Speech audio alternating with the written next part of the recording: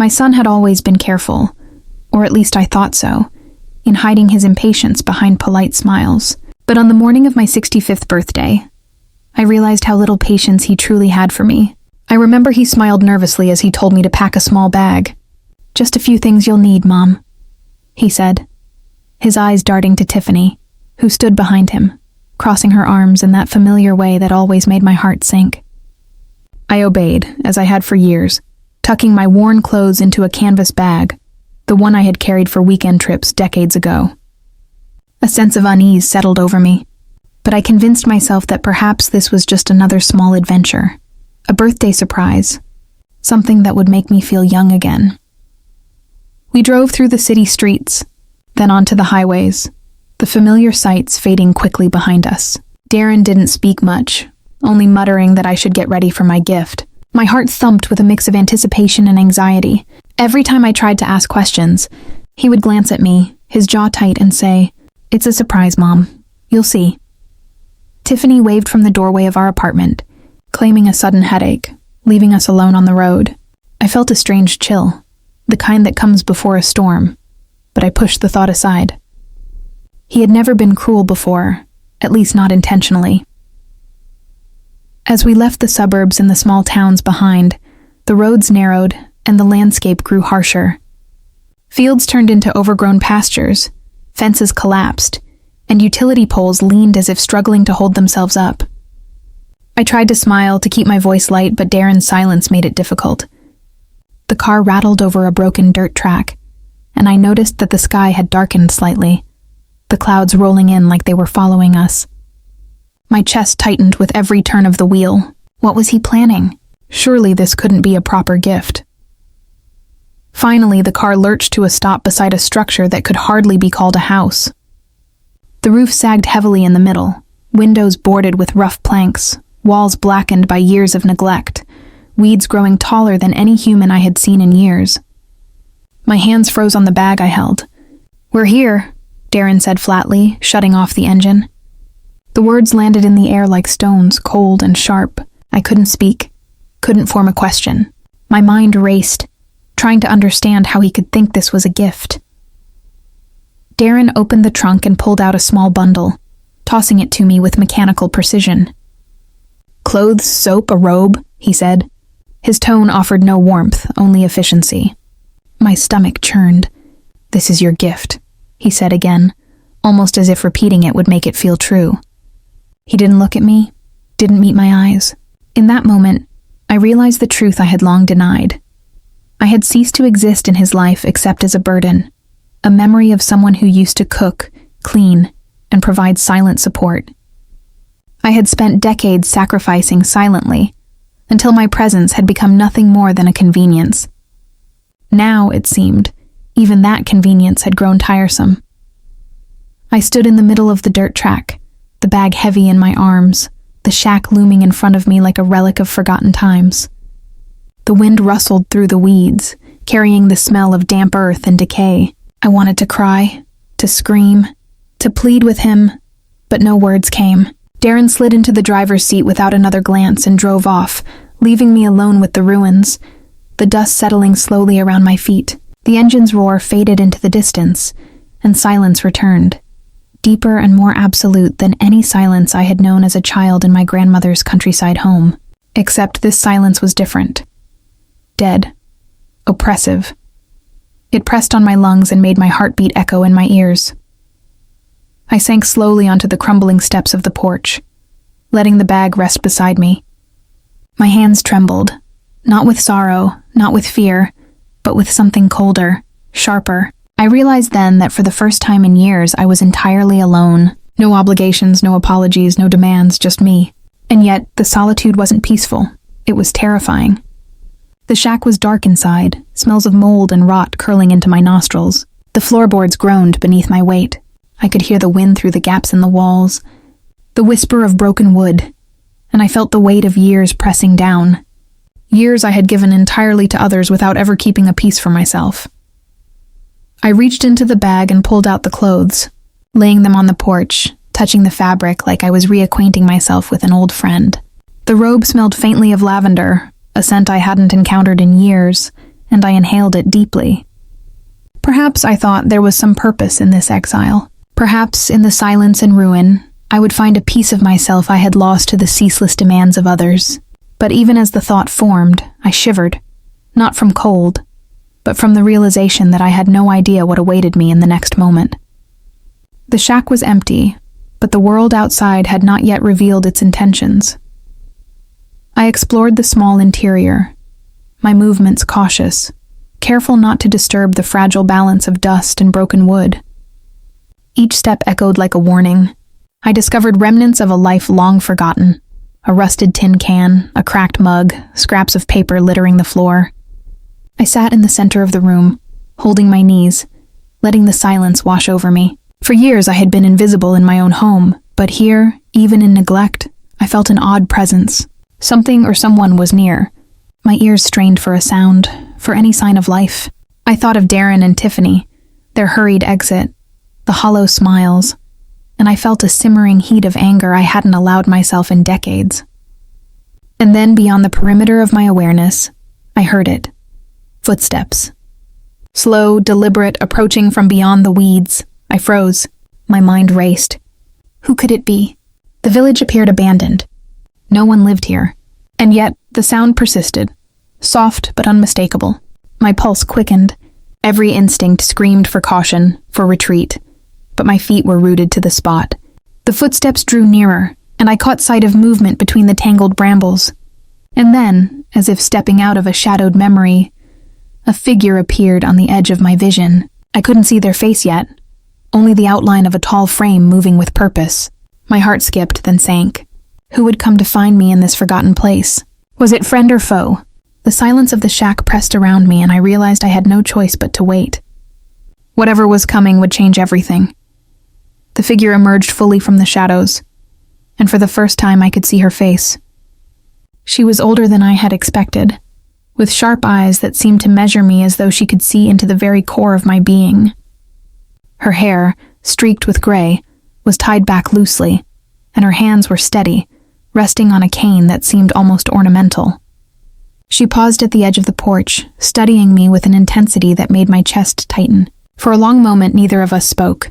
The weeds swayed between us like silent witnesses. I felt as though I were being examined, judged by someone who had existed in this place far longer than I could imagine. Finally, she spoke. Her voice was calm, almost melodic, but there was a firmness beneath it that left no room for argument. "You're Evelyn Reed, aren't you?" she asked. Not a question, really, more a statement seeking confirmation. I nodded, words failing me. My throat felt dry, tight with the sudden surge of adrenaline and the remnants of fear. "Yes," I whispered. I am." She smiled faintly, not cruelly, but with a knowing glint. "I wondered when you would arrive." Her eyes scanned the shack, taking in the decay and the scattered remnants of belongings. "This place has waited a long time for someone like you," she added, gesturing toward the interior. I shivered, unsure whether to feel gratitude, suspicion, or dread. She seemed harmless, but her presence carried a weight I couldn't define. The wind picked up, rustling the weeds and the broken boards of the porch, and I felt the silence pressing harder than ever. Why are you here?" I managed to ask. My voice sounded brittle, like it had been unused for decades. The woman's gaze softened, but only slightly. "Because someone had to welcome you. Not your son, not your family, but someone who understands what it means to be left behind." Her words sank deep into me, echoing all the years I had spent as invisible, as unnoticed, as a function rather than a person.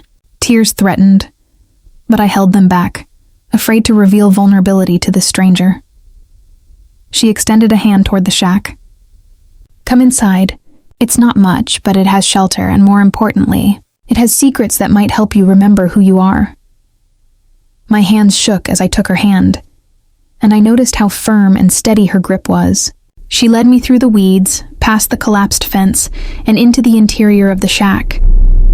Dust motes floated in the streams of light that penetrated the cracks, and the air smelled faintly of earth and something older, something preserved by time. It was cramped, dark, and decayed, yet for the first time since my son abandoned me, I felt a strange sense of presence, as if the shack itself were alive, waiting. She gestured toward a corner of the room where a small wooden table stood, worn but solid. "Sit," she said. I obeyed, lowering myself onto the uneven floorboards with care. She crouched opposite me, her cane leaning against the wall, and studied me silently for a long minute. Then she spoke again. "Your son thinks he knows what is best for you, but he has never truly seen you." Her words cut deep, but not in pain. They resonated, echoing truths I had buried beneath decades of sacrifice. I swallowed, unable to respond, and she continued. "Darren and Tiffany have created a world that suits them. They have consumed what was yours, what belonged to you. But this is different. Here, you are allowed to exist as yourself. Not as a shadow, not as a cook, not as an invisible presence, but as Evelyn Reed, the woman who has been waiting for her own life to return." My hands rested on my knees, trembling. The ice that had formed in my chest when Darren drove away began to soften slightly, though caution still held me rigid. She reached into a small bag she carried, producing a tin box, old and rusted at the edges. She placed it on the floor between us and lifted the lid carefully. Inside were papers, photographs, and small trinkets that seemed at first mundane. But as I picked them up, each item sparked memories, flashes of my past life that I had nearly forgotten. A photograph of Paul and me on a long-ago picnic, the edges yellowed and curling. A ticket stub from a theater where we had gone on our first date. A pressed flower I had kept from a visit to my grandmother's garden. My breath caught as these fragments of memory formed a bridge between who I had been and who I was meant to be. "You see?" she said softly, watching my reactions. "Life is not something to be given away entirely to others. You have spent decades invisible, unnoticed. This was never a gift from your son. This..." She gestured around the shack at the items, at the empty walls. "This is an opportunity to reclaim what has always belonged to you." I nodded, unable to speak, my fingers tracing the fragile edges of the photographs.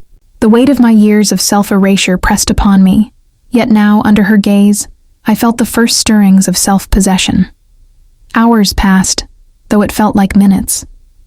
The woman told me fragments of the village's history, the lives of the few who had stayed behind, and how the shack had been waiting for someone to give it purpose once more. She spoke of neighbors long gone, of families displaced, of lives that had once intertwined with mine in ways I had never realized. Her stories painted the village not as dead, but as a place brimming with hidden life, hidden stories. I listened, rapt, my mind buzzing with a mixture of awe and disbelief. As twilight approached, she stood and placed her hand lightly on my shoulder. "I must leave soon, but remember, someone is always watching over what is meant to be found. You are not alone, Evelyn. Not anymore." She stepped back into the shadows beyond the porch, her figure slowly swallowed by the darkening landscape.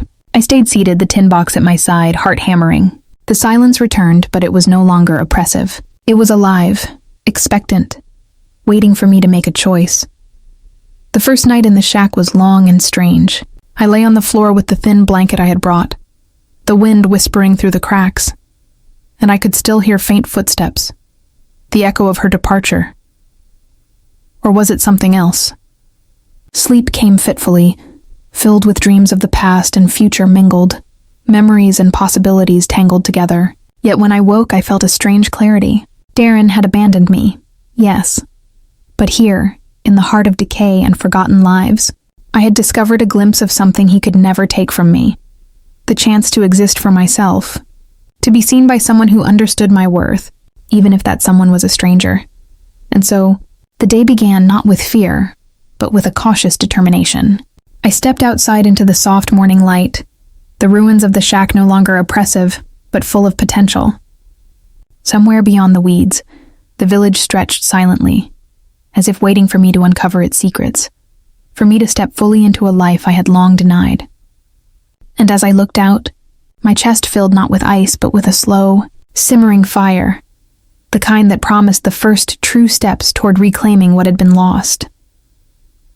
The morning air was crisp, carrying the faint scent of wet earth and decaying leaves, I stepped carefully through the tall weeds that had grown unchecked around the shack, my fingers brushing against thorns and wild raspberry vines. The sun was low, casting long shadows across the abandoned village, and I felt a strange mixture of awe and apprehension. The woman from last night had vanished, leaving no trace but the tin box and a lingering sense of expectation. I wondered if she would return, or if I was truly alone now in this forgotten place. I walked to the edge of the shack and peered through a crack in the boarded-up window. Beyond the weeds, I could see the remains of other houses, their walls crumbling, windows shattered, roofs sagging. The village was silent but not dead. Something hummed faintly beneath the surface. Life I could not yet see, secrets that had waited patiently for someone to uncover them. My heart beat faster, and for the first time in years, I felt a spark of curiosity, a pull toward discovery rather than fear. As I circled the shack, I noticed footprints in the soft earth, recent, though muddled by wind and weeds. I froze, my breath catching in my throat. Someone else had been here. But who and why? My mind raced with possibilities. A trespasser, a thief, perhaps someone sent by Darren to ensure I didn't stay too long. I gripped the tin box tightly and stepped cautiously toward the trail, each footfall deliberate, quiet. The footprints led me to a narrow path partially hidden by overgrown grass. I followed, my pulse quickening, the shack slowly receding behind me. And then I saw her again. The neighbor, standing by the remains of what had once been a communal well, her gaze fixed on something beyond my vision. She turned slightly, acknowledging me with a nod that was almost imperceptible, but enough to make me feel both welcomed and warned. There was a stillness about her, a patience born of knowing far more than she revealed. "Good morning," I said softly, my voice uncertain. My throat was dry, but I needed to speak, to break the spell of silent anticipation. She didn't answer immediately, only continued to watch something beyond me. When she finally spoke, her words were measured, deliberate. "The village is patient. It waits for those who can see its truths."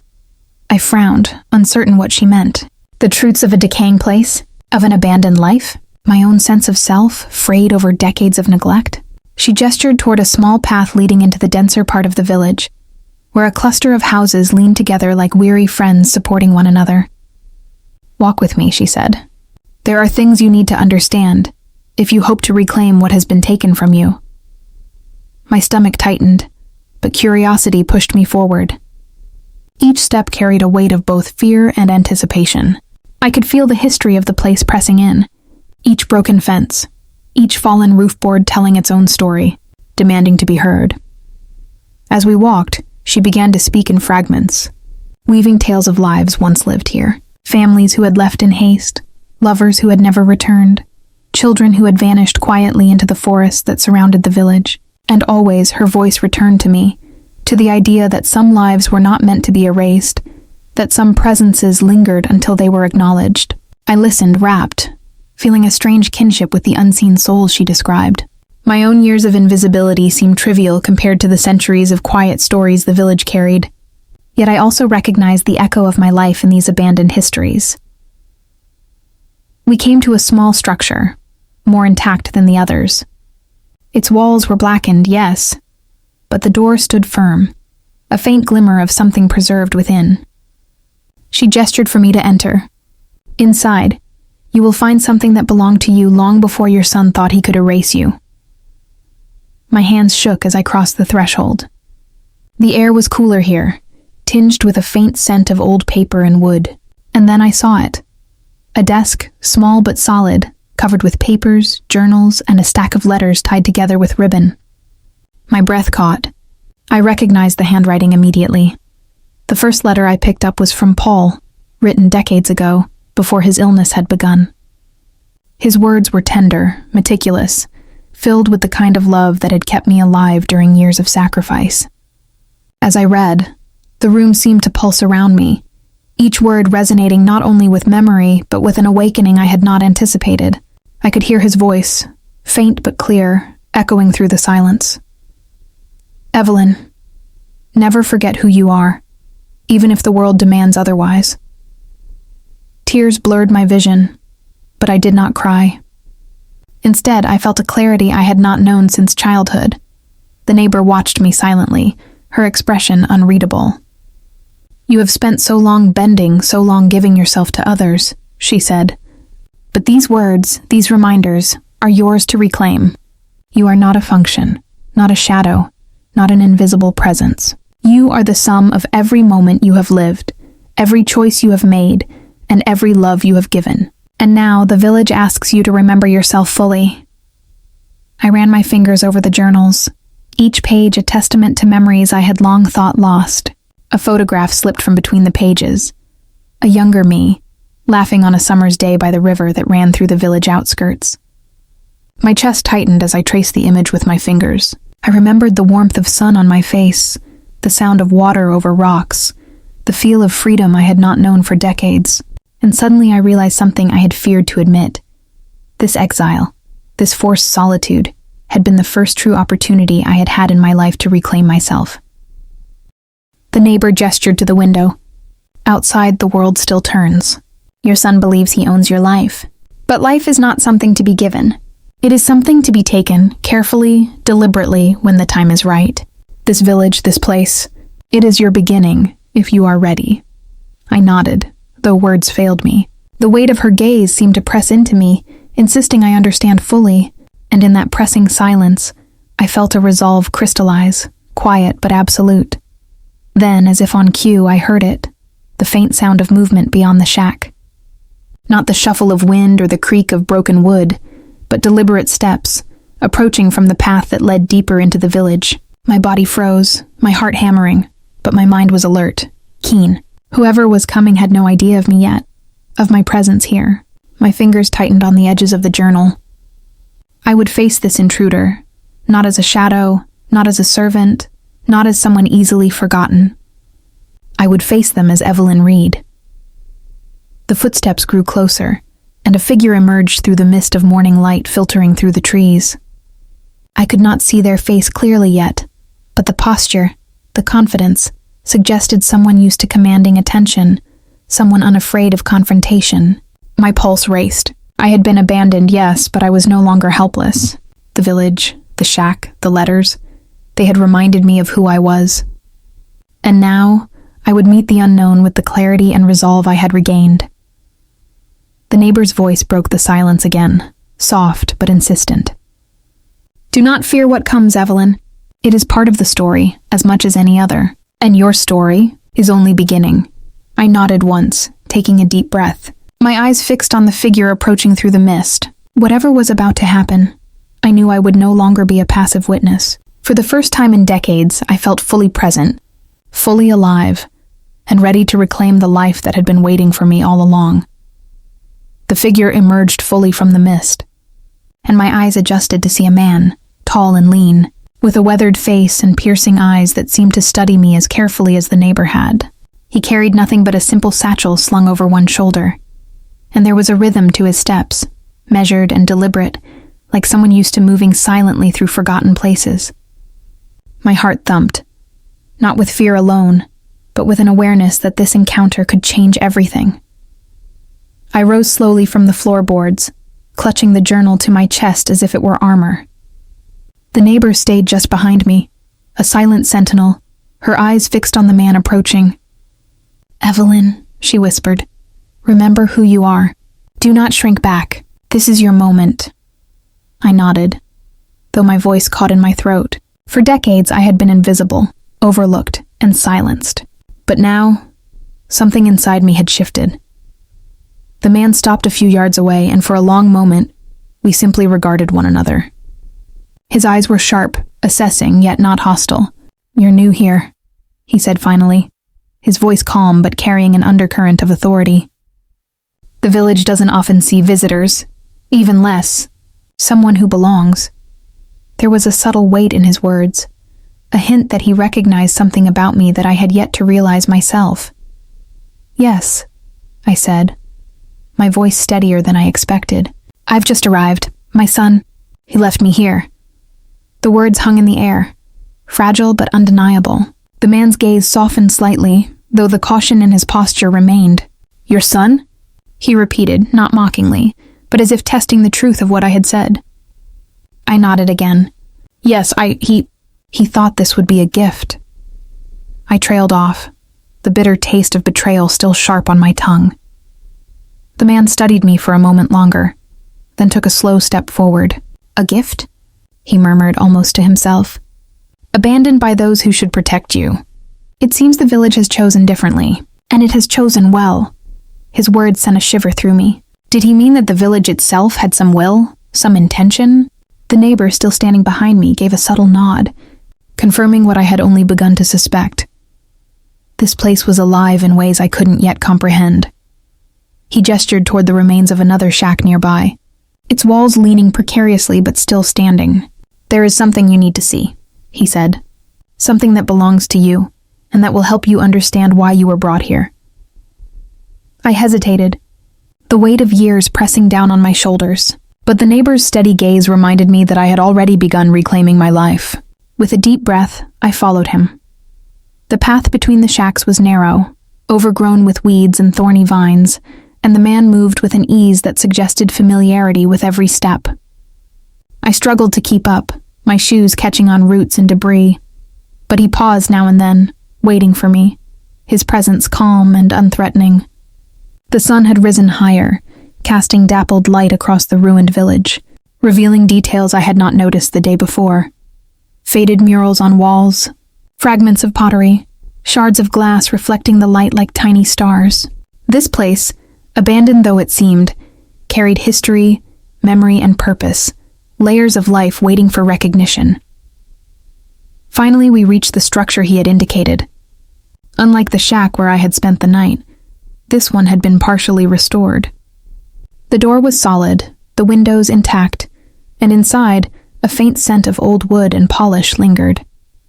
On a small table rested an ornate wooden box, its surface carved with intricate patterns. The man gestured toward it. "Open it," he said. His tone carried both authority and encouragement. My hands trembled as I lifted the lid. Inside were items that felt impossibly familiar. Letters, photographs, trinkets from my youth, even a small delicate locket I had thought lost forever. Each object seemed to pulse with memory, carrying fragments of a life I had nearly forgotten. I lifted a photograph, my breath catching. It was me, younger, standing in the sunlight with Paul, smiling in a way I hadn't remembered smiling in decades. Tears threatened again, but I forced them back, letting the memories wash over me with clarity and quiet strength. The man watched me silently. "These are reminders," he said finally. "Reminders that you were never truly invisible, that even when others failed to see you, the village remembered. And now, it has chosen to show you who you truly are." His words resonated in a way that was almost dizzying. All those years of bending, of sacrificing, of shrinking into the background. It was as if the weight of them had been lifted, if only slightly, by the recognition of this place and these people. I looked up at him, needing to understand, needing some explanation. Why me?" I asked, my voice barely a whisper. The neighbor, who had been silent until now, stepped forward. "Because you can finally see," she said simply. "Because you have waited long enough to recognize yourself. And because the village knows you will not squander this chance." The man nodded in agreement. "You were left behind, yes. But abandonment is not the end. It is a beginning, and beginnings are fragile. You must tread carefully, but you must also move boldly. This is your life to reclaim." I swallowed hard, the gravity of his words settling in. For decades I had followed, yielded, and sacrificed. Now for the first time I understood that I could act for myself, without fear of judgment or reprisal. A sudden noise drew my attention, a faint rustling beyond the edge of the property, near the overgrown path that led to the woods. My pulse quickened. The man's eyes narrowed, and the neighbor took a subtle step closer. "Do you hear that?" I asked, my voice low, almost reverent. "Someone else?" The neighbor shook her head slightly. "Not another person. Something else. The village is alive, Evelyn. You will come to know its rhythms soon." The word sent a shiver down my spine, but not of fear, of anticipation.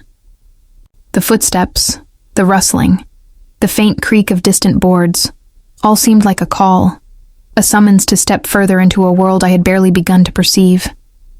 And in that moment, I realized something I had long denied. I was no longer just a passive witness to life.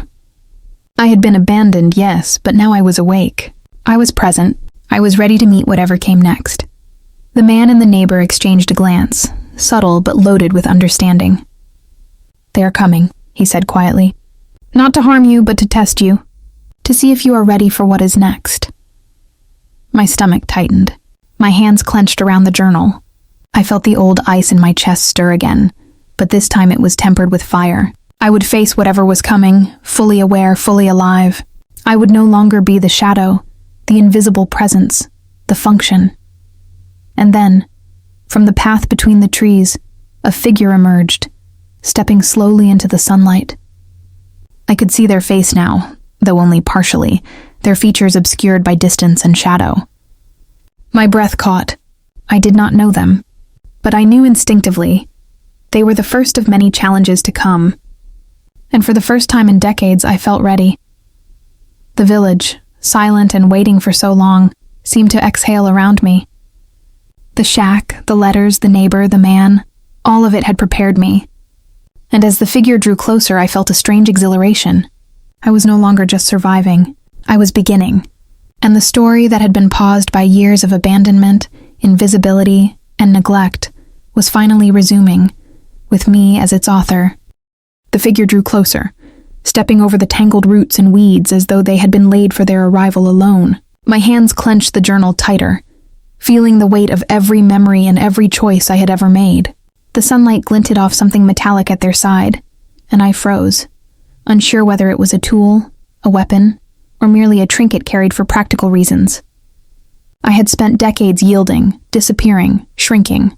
Now, I was poised at the edge of discovery, and the first real test of my resolve was coming fast. The neighbor shifted slightly behind me, her cane tapping lightly against the wooden floor. "Do not underestimate them," she said softly. "Not everything is as it seems, but neither are you. Remember that." Her words anchored me, giving shape to the storm of emotions that swirled inside. Betrayal, fear, anger, longing, all mixed together, yet beneath them, a cold clarity had begun to form. The figure stopped just beyond the overgrown path, their face still partially obscured by shadow. Then slowly they lifted a hand in greeting. "I've been watching," the voice called out, smooth and deliberate, neither friendly nor overtly hostile. The words carried across the clearing, stirring the weeds and echoing off the broken walls of the village. "I know why you're here." I didn't respond immediately. My chest felt tight, my mind racing through every possibility. Who was this person? An enemy, a protector, or someone entirely different? Someone whose motives I could not yet understand. The neighbor placed a reassuring hand on my shoulder, and I drew a deep breath, forcing my spine straight.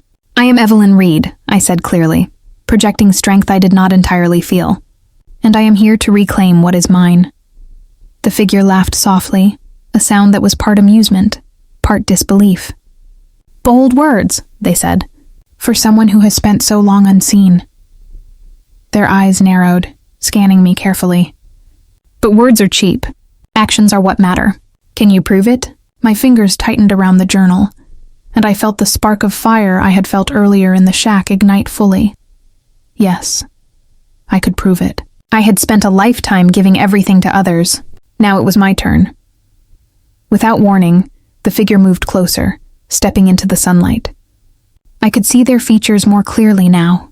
Sharp jaw, eyes that missed nothing, and a presence that seemed to command the space around them. They stopped just a few feet away, studying me, the shack, the village, as though they were reading every detail. "You have something I need," they said finally. "Something buried in that village, and I cannot take it without your cooperation." I felt a surge of suspicion. "And what exactly do you think I have?" I asked, my voice steady, though my heart pounded. The neighbor leaned slightly forward, a subtle gesture of warning. "Be cautious, Evelyn," she whispered. I nodded, acknowledging her, but I did not step back. I had been abandoned, betrayed, and underestimated for decades. I would not shrink now. The figure tilted their head, assessing me with those sharp eyes. "A map," they said. "A map that has been hidden here for centuries. Only someone who knows the village as you do could access it." My mind raced. A map? Hidden for centuries? I had never imagined the village held secrets like this, yet every instinct told me it was true. The neighbor, still standing behind me, gave a subtle nod. "It is time," she said simply. "You have waited long enough to be called." The figure took a step closer, lowering their voice. "I do not mean you harm, Evelyn, but there are forces in this place that are not patient. If we do not find what is hidden soon, it may be lost forever." The urgency in their voice pressed against my chest, but instead of fear, I felt resolve. I had been left behind by my own family, yes, but I was not powerless, not anymore. I glanced back at the shack, at the tin box, at the letters and photographs that had reminded me of who I truly was. I had been invisible for decades, but here, in this village, I was being seen. Not for what I had given away, but for what I could do. My mind sharpened. I could reclaim not just my life, but something greater. Something that had been waiting for me longer than I had known. "Where do we start?" I asked finally, my voice calm, deliberate. The figure's eyes widened slightly, as if surprised by my determination. "Follow me," they said, motioning toward a narrow path leading deeper into the village, past houses barely standing, through shadows that had waited undisturbed for decades. "The first clue is not far, but you must be alert. The village tests everyone."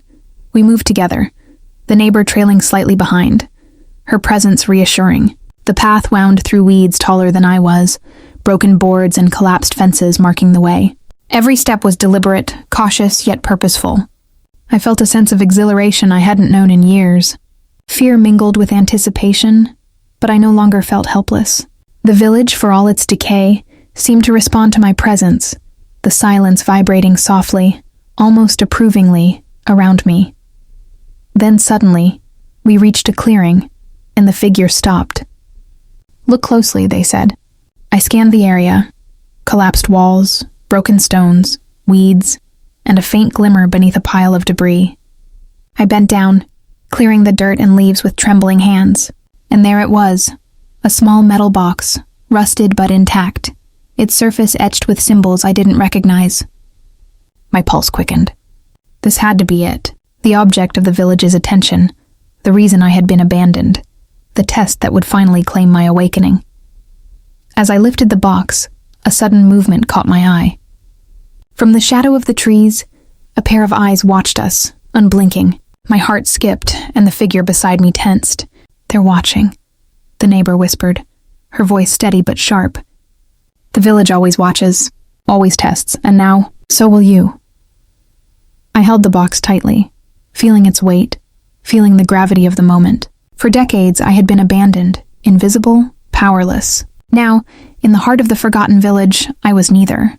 I was present. I was alive. And as the shadows shifted and the unseen presence lingered beyond the clearing, I realized that whatever came next, I would face it fully, unafraid. And with the clarity I had spent a lifetime seeking. The figure beside me nodded subtly, as if acknowledging the resolve within me.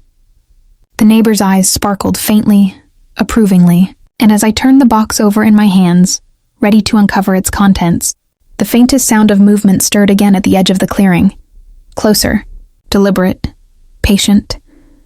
I exhaled slowly, feeling the cold ice in my chest replaced with a simmering fire. The village had chosen me. The village had waited. And now, the moment of reckoning had arrived. I held the metal box in my hands, feeling its cold, rough surface beneath my fingers. It seemed impossibly heavy, not in weight, but in significance, as if every layer of my life, every memory, every year of invisibility had been compressed into this small object. My heart thumped steadily, a rhythm both anxious and exhilarated. The figure beside me shifted, watching silently, their eyes sharp, alert, but not threatening. The neighbor remained a quiet presence behind me, her gaze steady, patient, as if urging me to act deliberately. With a deep breath, I pried open the box. Inside, carefully wrapped in oilcloth and faded cloth ribbons, were several folded papers, yellowed and delicate with age. My fingers trembled as I unfolded the first one. The ink was faded but legible, written in a hand both familiar and strange. It was a map of the village, yes, but not just any map. It detailed hidden paths, secret rooms, underground chambers, and marks that seemed almost like warnings. X, arrows, symbols that I did not immediately understand. I ran my fingers over it, tracing the lines, and felt a shiver run down my spine. This was what the man had spoken of. This was why the village had waited for me. This is incredible, I whispered, almost to myself. I don't understand. Why me? The figure nodded slowly, their eyes never leaving the map. Because only someone who had been overlooked, abandoned, unseen for years, could perceive what is hidden here. The village protects its secrets fiercely, and it only allows them to be uncovered by those who have endured, who have survived, who can see without expectation of reward. Their words resonated in a way that made my chest tighten. All those years of sacrifice, of invisibility, it had led me here, to this very moment. I looked at the neighbor for reassurance. She nodded faintly, a subtle curve of her lips acknowledging the gravity of what I held. "You were never powerless, Evelyn," she said softly. "You simply forgot how to see. Now you must remember." Her words stirred something deep within me. A memory of the woman I had once been, the girl who had run barefoot through fields, who had laughed, who had dreamed. That Evelyn had never truly vanished. She had only been buried beneath layers of obligation, sacrifice, and quiet submission. The figure leaned closer to inspect the map, pointing to a series of lines leading from the shack toward a cluster of buildings deeper in the village. "These paths lead to what you must uncover first. There are rooms beneath some of these houses, sealed for decades. What is inside may change everything you know about this place, and about yourself." I swallowed hard, the weight of responsibility pressing down. I was no longer just Evelyn Reed, abandoned mother and shadow of a life lived in service. I was the keeper now, the one chosen by the village to uncover its truths. I folded the map carefully, storing it in the box. My hands steadied, my breathing evened. "Where do we begin?" I asked, my voice steady, carrying the authority I had claimed for myself. The figure gestured toward the path ahead, through weeds that now seemed less threatening, broken fences that now seemed like markers rather than obstacles. "We follow the map," they said simply. "Every step is deliberate. Every choice matters. The village is alive, Evelyn. It watches, tests, and rewards those who are ready." We moved forward, the neighbor just behind me, her presence a subtle reassurance, a reminder that I was not alone, even as I faced the unknown. The path wound, through overgrown gardens, fallen roofs, and the skeletons of houses that had once been full of life. Each step I took felt heavier and lighter at once, heavier because of the significance, lighter because of the clarity that had begun to settle in me. I was no longer a function, an invisible presence, an abandoned shadow. I was a participant, an actor, a seeker. We reached the first house marked on the map. Its walls were partially collapsed, the roof sagging, windows shattered. But the doorway stood, faintly intact. The figure motioned for me to enter. "Go first," they said. "You hold the right to claim what is inside." My fingers brushed the edge of the door frame, the wood rough beneath my touch. I inhaled deeply and stepped inside. The interior was dim, dust motes floating in thin shafts of sunlight filtering through cracks in the walls. At first, it seemed empty, silent except for the faint creak of old boards beneath my feet. And then I noticed it, a trap door, partially hidden beneath a faded rug. I knelt down, brushing aside dust and debris, and saw the latch. My heart quickened. This was it. The first secret. The first revelation. The figure and neighbor watched silently as I lifted the latch and opened the door. A faint, musty odor rose from the darkness below. I peered into the blackness, my fingers gripping the edges, and then, from deep within the darkness, I heard it. A faint whisper, almost inaudible, like a memory carried on the wind. I leaned closer, straining to hear, but it was gone. Yet the sound left a tremor in my chest, a confirmation that what lay below was alive in some way, waiting for discovery. I descended carefully, the ladder creaking under my weight. The space below was small but solid, built of stone, with faint traces of old furniture and storage containers. And in the center, a chest, heavy and locked, sat atop a faded rug. I reached out, my hands trembling slightly, and laid them on the chest. The metal was cold, unyielding. And then I heard it again, a faint click from behind me. I froze, heart hammering. The figure had moved closer, the neighbor too, but neither spoke. The click came again, louder, deliberate. Slowly I turned. Standing at the threshold, partially in shadow, was another figure. Tall, indistinct, watching, waiting. My chest tightened, but I did not retreat. Not anymore. I was Evelyn Reed. I had been abandoned, overlooked, silenced. But now I was present, aware, and ready. The chest in front of me seemed to hum faintly, as if aware of the tension, of the presence of the newcomer. I felt a shiver run down my spine. Whatever lay inside, whatever secret the village had preserved for centuries, it was about to reveal itself. And with it, I would finally understand why I had been brought here. Not just abandoned, but chosen, tested, and awakened. The figure. In the shadows shifted slightly, a faint whisper escaping their lips. "You shouldn't be here. Yet." I lifted my hands, steady now, feeling the fire inside me burn. "I am here," I said, my voice firm, deliberate. "I have been waiting for this my entire life, and I will not leave until I uncover what is mine." The silence that followed was thick, almost tangible, filled with anticipation. The chest seemed to pulse beneath my hands. The village itself held its breath. And as I took a deep breath, preparing to open the lock, I knew that everything I had endured, the years of invisibility, abandonment, sacrifice, had led to this precise, suspended moment. I exhaled, my hands steady now as I pressed them against the chest. The metal was surprisingly cold, as though it had absorbed centuries of silence, secrets, and waiting. I traced the edges, feeling the faint grooves carved into its surface. Patterns I did not recognize yet somehow felt familiar, as if the village itself had etched them in anticipation of this moment. The figure in the shadows did not move, yet their presence pressed upon the space like a weight. I felt the neighbor's gaze behind me, unwavering, steady, almost like a shield. The chest had become a focal point, a conduit of the village's will, and I understood that whatever lay inside would define the next chapter of my life. With deliberate care, I lifted the latch. It clicked softly, almost imperceptibly, yet the sound echoed through the small stone chamber, bouncing off the walls and settling into my chest like a drumbeat.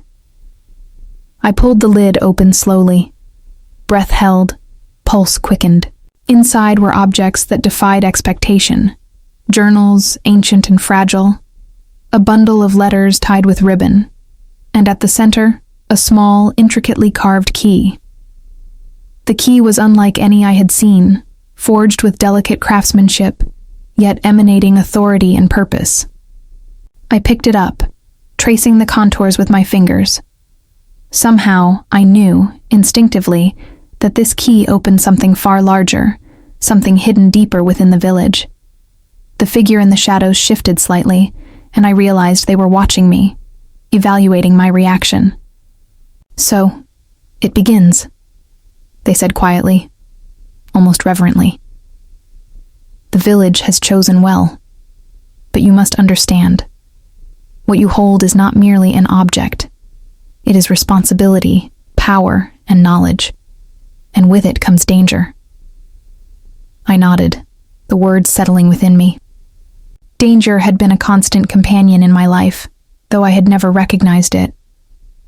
abandonment, invisibility, the slow erosion of self.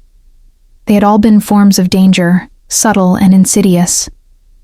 Now the threat before me was tangible, real, yet somehow manageable, because I was no longer passive. I was present, aware, alive.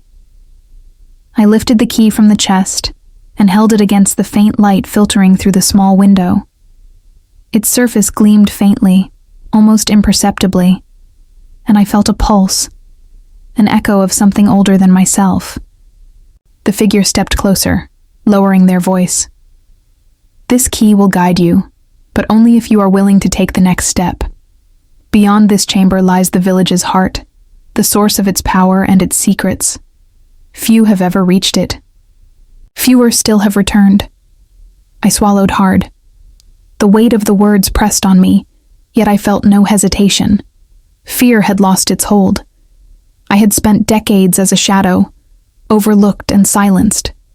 But now, holding this key, I felt the gravity of potential, of agency, of destiny. I understood that the village had not abandoned me. It had been waiting for the precise moment when I could act, fully aware, fully myself. The neighbor's voice broke the silence, calm but insistent. "Remember, Evelyn, the village tests, but it does not deceive. What lies ahead is not merely hidden, it is protected. Only those who claim their lives fully can pass through and uncover the truths kept for centuries." Her eyes glinted faintly in the dim light. "And you have claimed your life." I tightened my grip on the key and stood, feeling the stone floor beneath my feet, the weight of the journal tucked under my arm, and the presence of the neighbor and figure at my sides. For decades, I had existed in quiet, unnoticed. For decades, I had been invisible. Now, I felt the pulse of life in every step, every breath, every sense. I was no longer a shadow. I was Evelyn Reed, fully present, fully alive, and ready to claim what had been waiting for me. We descended a narrow passage beneath the chamber, the air cooler, damper, heavy with the scent of earth and stone. The path wound deeper, twisting and turning, lined with walls carved from centuries-old rock. Each step felt deliberate, purposeful, as though the village itself guided our movements, testing my awareness, my patience, my resolve. At last, we emerged into a cavernous chamber, the heart of the village, as the figure had said. The space was vast, echoing with the weight of history. Shelves lined the walls, filled with books, scrolls, and artifacts of a life I could barely comprehend. In the center, a pedestal held a single object, an orb, glowing faintly, pulsing with light that seemed to breathe. "This," the figure said softly, "is what the village preserves above all else. Knowledge, memory, history, condensed into this form. Few have ever seen it and lived to leave." I stepped forward, key in hand, feeling the pulsing energy from the orb resonate through my body. The village had tested me, abandoned me, allowed me to fade, but it had also preserved this moment, waiting for me to claim it. My fingers brushed the surface of the orb, and a rush of images flooded my mind. Faces, places, moments long past, fragments of lives intertwined with the village, with my family, with me. I gasped but did not pull away. And then, from the shadows at the entrance of the chamber, I heard a sound. Footsteps, deliberate and slow. I turned sharply, heart pounding. Another figure had appeared, partially cloaked in darkness. Their presence was unexpected, unfamiliar, yet charged with intent. "You weren't supposed to come this far," the voice said, low and measured. "No one does." "You shouldn't have this key." I raised my hand, the key gleaming in the dim light. "I am here," I said firmly, voice steady, carrying the authority I had reclaimed. "I have been abandoned, ignored, overlooked. But I am no longer invisible. I claim this, and I will face whatever comes next." The figure paused, silent, then stepped back into the shadows. Their eyes lingered on me, calculating as if acknowledging both my audacity and my right.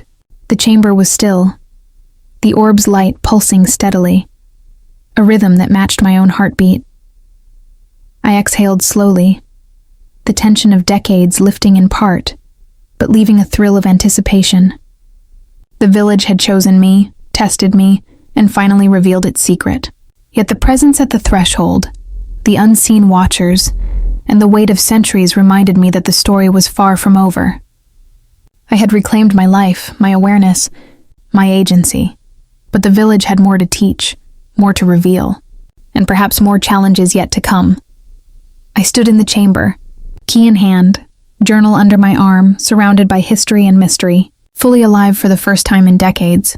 And as I gazed at the orb, at the shelves of hidden knowledge, and at the shadows that lingered just beyond reach, I realized that the village had not abandoned me. It had prepared me, and whatever awaited, I would meet it.